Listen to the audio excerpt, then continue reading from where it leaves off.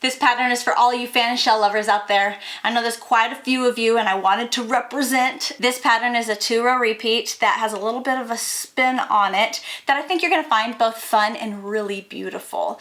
It's a shells and V's stitch that you may have heard of before, and I think that you're gonna have so much fun with this one. You can find a free version of this shells and V's pattern on my blog, which is located on my website, crochetwithtiffany.com. There you can find a whole chart that breaks down how to take this pattern and make multiple different blanket sizes with it. I think this is gonna make a beautiful throw blanket, possibly even a really fancy heirloom baby blanket if you wanted to. It's definitely a showstopper. All right, next we're gonna go over what materials that I used for this tutorial. The materials that we're going to be using for this shells and V's pattern is going to be Cascade Yarns 220 Superwash Merino wool in this beautiful color 108 or Burgundy. Isn't that pretty? Oh my gosh, and it's so soft.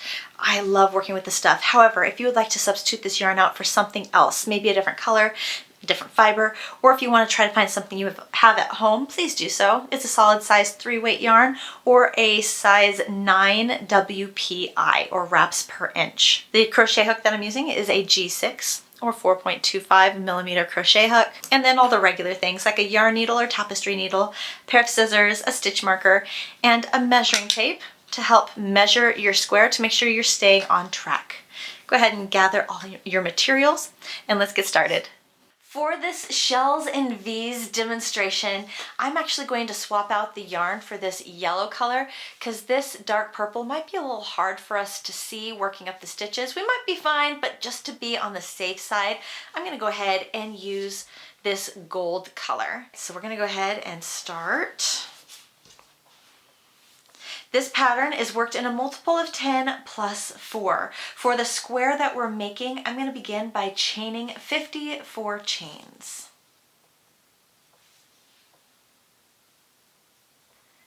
1, 2, 52, 53, and 54. Great. Working row 1, we're going to double crochet in the 4th chain from our crochet hook. So looking at those V's, 1, 2, 3, 4, double crochet. Great. And the skipped 3 chains do count as our first double crochet plus chain 1. Then skip the next 4 chains. 1, 2, 3, 4. In the 5th chain, we're going to work 3 double crochets, chain 2, 3 double crochets. 1, 2, 3, then chain 2, and 3 double crochets, all in that same stitch. 1, 2, 3. That shell is made. So that's what our shells are going to be looking like. Then the repeat pattern, we're going to skip the next 4 chains. 1, 2, 3, 4. Now be mindful, we're putting a lot of stitches in this one stitch, so the next stitch over might shrink. So make sure you don't miscount the next stitch over. 1, 2, 3, 4. In the 5th chain, make a V stitch. Double crochet, chain 2, double crochet.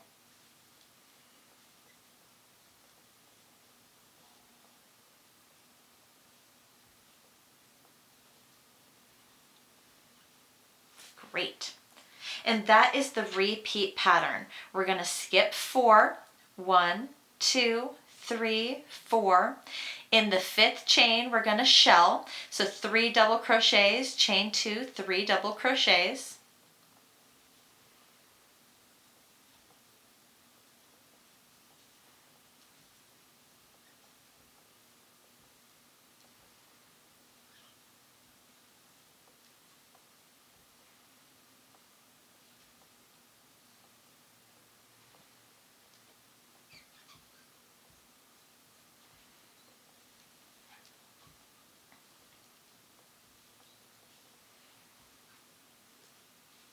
Great, then skip 4. 1, 2, 3, 4. In the 5th chain, make a V-stitch, double crochet, chain 2, double crochet.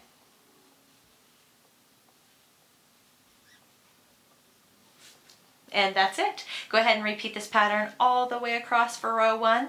I'll meet you at the end to show you what we do different for row 2. 1, 2, 3, 4. 3.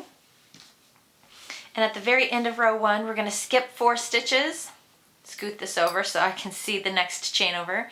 1, 2, 3, 4. In the last chain, we're going to make our last V-stitch. Double crochet, chain 2, double crochet.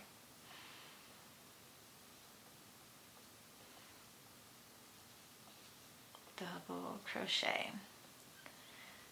Awesome. By the end of row 1, we should have a total of 5 shells and 6 V-stitches. Now you might think, wait, 6 what? So this, what we started with in the very beginning, that is actually a V, my friends. So 1, 2, 3, 4, 5, and we're ending with 6. Row number 2, or row 2, is going to be worked opposite of what we just did. So keep that in mind as we move forward. To begin row 2, we're going to start by chaining 3. 1, 2, and 3. Then turning our work. That chain 3 counts as our first double crochet plus chain 1. Next, we're going to make 3 double crochets in this chain 2 space.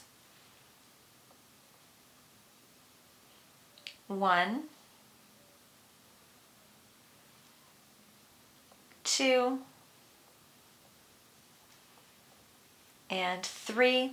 Find the chain 2 space of the shell, and we're going to make a V-stitch. Double crochet, chain 2, double crochet. And this is what I meant by working the opposite of what we did for row 1. We're going to make a shell on top of the V and a V on top of the shell, working only in the chain 2 spaces. So next is a shell stitch. 1, 2,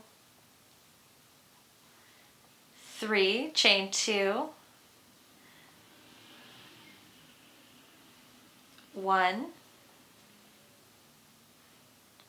2,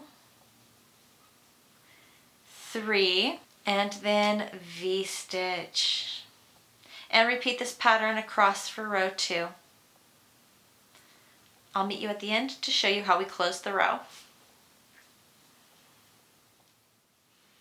Ending row 2 by making 3 double crochets, chain 1, and then 1 double crochet in that last V. So 3 double crochet, and 3 here. Then just chain 1 and 1 double crochet to help us to kind of straighten out that side. And this is what we're going to be looking at the end of row 2. Awesome. For row 3, we're going to begin by chaining 3 and then turning our work. The chain 3 does count as our first double crochet plus chain 1, and then make 1 double crochet in the chain 1 space to create a V-stitch there to begin. And then the repeat pattern is just to work up the opposite of what we did in the row below. So in this V-stitch, we're going to make a shell. And then in the shell stitches, we're going to make a V. Repeat this pattern all the way across for row 3, and I'll meet you at the end of row 3 to show you how we close the row. Chain 2, 3 double crochet for that shell.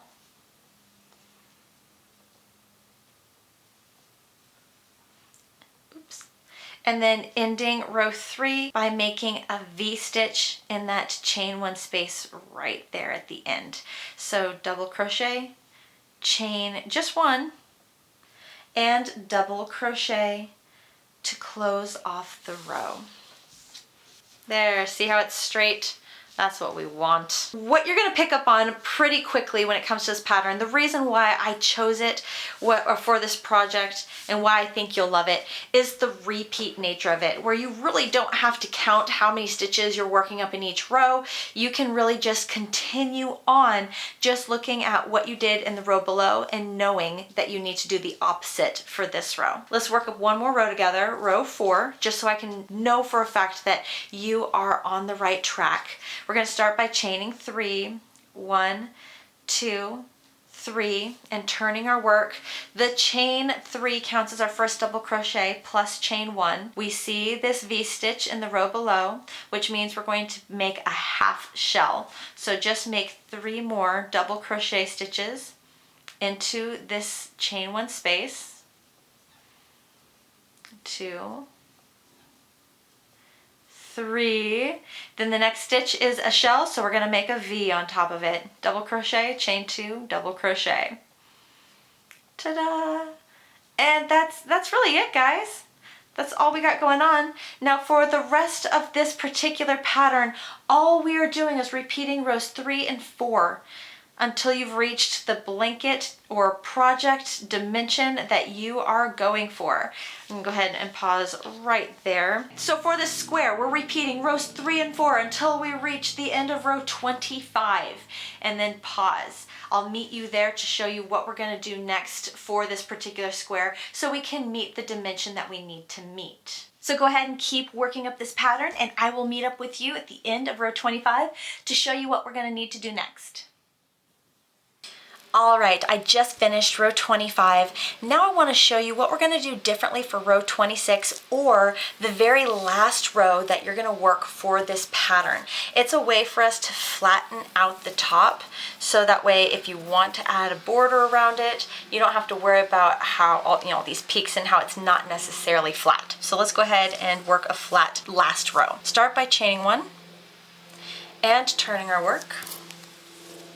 Single crochet in that very first single crochet stitch, single crochet in that chain 1 space. Next we're going to chain 4. 1, 2, 3, 4, and hop over everything, finding that chain 2 space, single crochet into that chain 2 space, and then chain 4. 1, 2, 3, 4. Find the next chain 2 space, and that would be in the top of the V-stitch, single crochet. Then chain 4. 1, 2, 3, 4. Find the next chain 2 and single crochet. And that is the repeat pattern across the row for row 26. We're going to chain 4 and then single crochet in the chain 2 space. Chain 4, single crochet in the chain 2 space. Go ahead and continue on. I'll meet you at the end. Finish this square.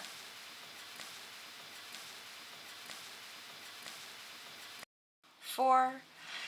At the very end of row 26, we're going to single crochet in the chain 1 space, and then end by making your last single crochet stitch in the second chain to give it a really nice, clean corner. That's going to give us that really crisp corner there.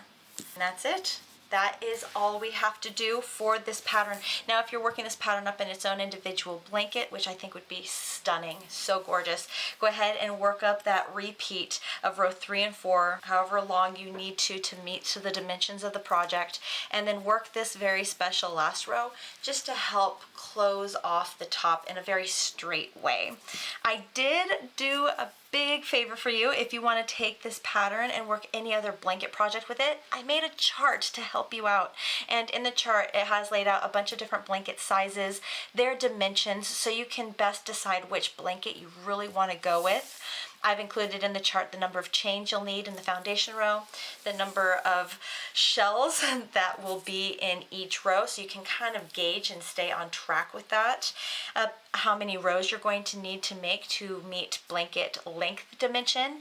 And I went one step above that and let you know approximately how much yarn you're going to need to have on hand to complete the blanket that you want to make before you even get started. This is also square number 9 of my 2024 Sampler Blanket Blanket Crochet Along project. If you are just hearing about this project for the very first time, you've got to go to my YouTube channel and check out square number 1 through 8. That's there ready and waiting for you to play with and work up. This is going to be such a fun sampler blanket project. We're going to be playing with a lot of interesting stitches, and I hope you give it a try. Thank you so much for spending time with me today and going over this gorgeous Shells and Bees pattern with me. I hope you like it, and I hope you had fun. I hope you have the best day, and I will see you in the next one. Bye, guys.